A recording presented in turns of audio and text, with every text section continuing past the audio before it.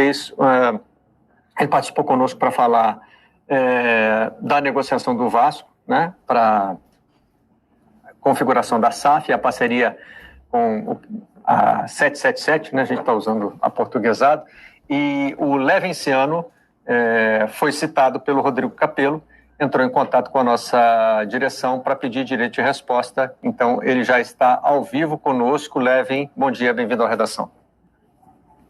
Bom dia, Marcelo. Bom dia, Camila. Mário, satisfação estar com vocês participando aqui, uma grande honra. Muito obrigado pelo direito de resposta concedido, gentilmente aí pela direção do Sport TV. Fique à vontade, Leven.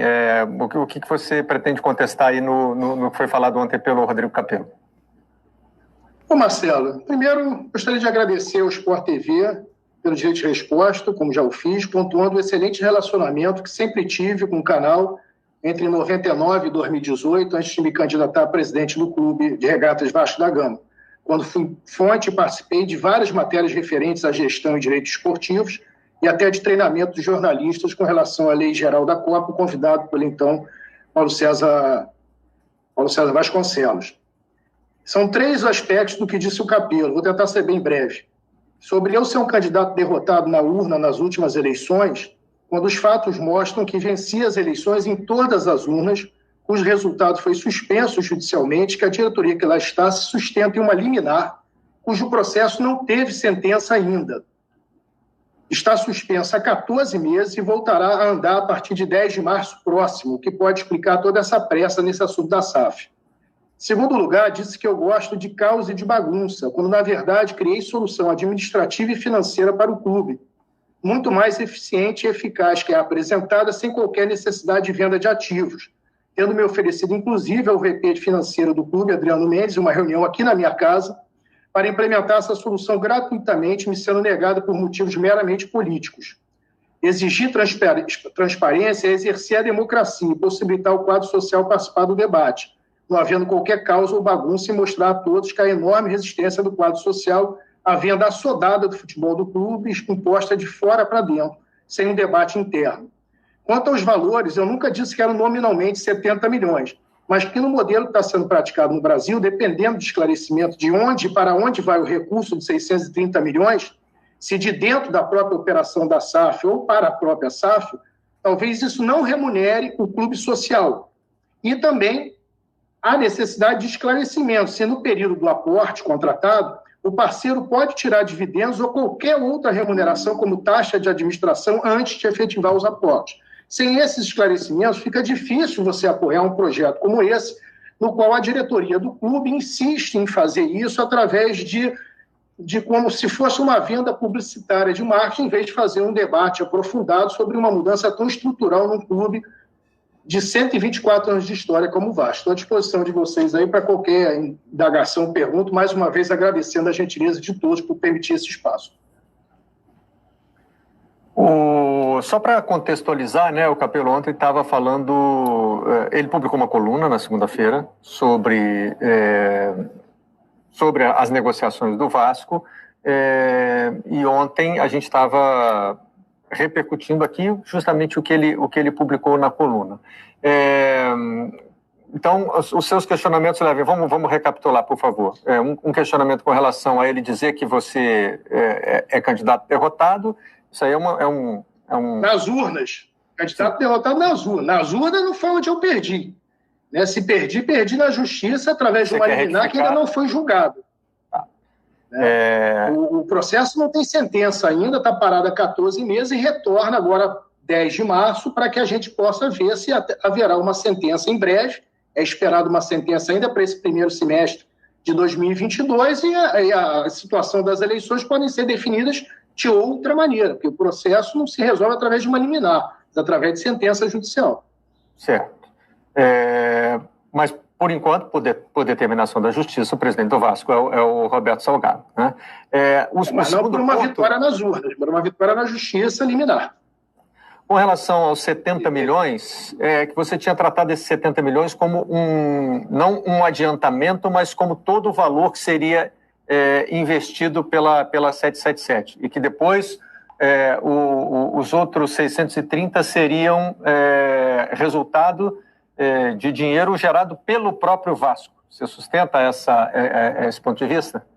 Não, eu sustento, na verdade, nominalmente, não quer dizer que sejam 70 milhões. A operação pode gerar isso, o aporte pode vir. Eu não sei se o aporte vem financiado pelo próprio clube, é preciso esclarecer se o parceiro poderá distribuir dividendos para si ou retirar alguma remuneração como uma taxa de administração antes dos aportes serem feitos, porque aí, nesse caso, quem estaria financiando o aporte seria a própria SAF do Vasco.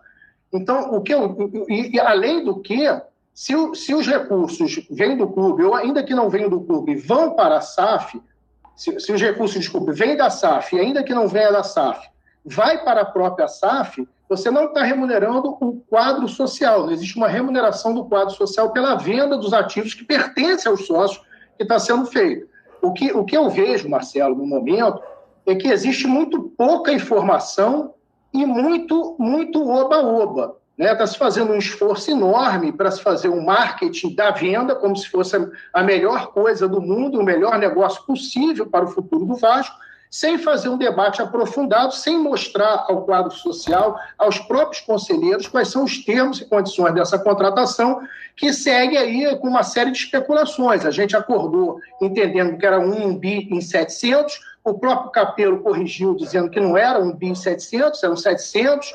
Então, existe uma série de informações desencontradas que o quadro social do clube resiste a isso, não há uma unanimidade, como houve no Botafogo, no Cruzeiro. Inclusive, existe uma manifestação marcada em São Januário, dia 5 de março, para protestar contra essa forma assodada que está sendo imposta à SAF no Vasco.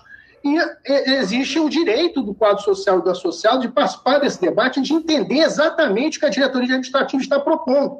Porque até o momento ela preferiu ir aos jornais, ir à imprensa para divulgar dados que ainda não são concretos, porque ninguém tem esse contrato, ninguém tem esse termo, ninguém conhece, do que debater de forma democrática com o quadro social. O adiantamento de 70 milhões já foi aprovado pelo Conselho, né? O que falta agora é a segunda parte. Marcelo, na verdade, não se pode dizer nem que foi um adiantamento. O que foi aprovado foi nominalmente um empréstimo. Esse empréstimo pode se tornar um adiantamento no caso de o Conselho Deliberativo deliberar futuramente a instituição da SAF e depois ser ratificado por uma Assembleia Geral. Por hora, o que foi aprovado não é exatamente um adiantamento, mas sim um empréstimo. Transforma em adiantamento se o acordo for aprovado. Né? Exatamente. Se não, é um empréstimo que precisa ser pago e jogadores das divisões de base oferecidos como garantia, né, os direitos econômicos. O Mário Vitor... Pois é, e que ninguém nem sabe quem é, Marcelo. É por isso que eu reclamo aqui da falta de transparência. Ninguém está dizendo que a SAF não possa ser uma solução, embora a gente entenda, pelo que a gente estudou, que existem outras soluções mais inteligentes para o Vasco, principalmente no momento que o Vasco está aonde está na segunda divisão. Porque qualquer critério de valuation que você use, você utiliza como um critério importante o faturamento anual do clube. E o faturamento está deprimido pelo simples fato do Vasco estar na segunda divisão. Então é como você vender um ativo importante na baixa. Mário, você chamou? Não, eu ia perguntar justamente quando o Levin fala que na verdade não é um adiantamento, é um empréstimo. Eu já fiquei preocupado, já pensei, bom, se o conselho, então, não aprovar, no final das contas, você tem que, se vir um empréstimo, você tem que pagar para alguém.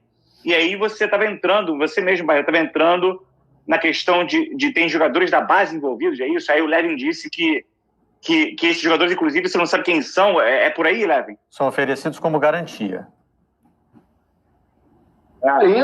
Inclusive colocando em risco, Mário, a questão que é proibida pela FIFA do Third Party Ownership e do Third Party Influencer, que é o TPO e o TPI.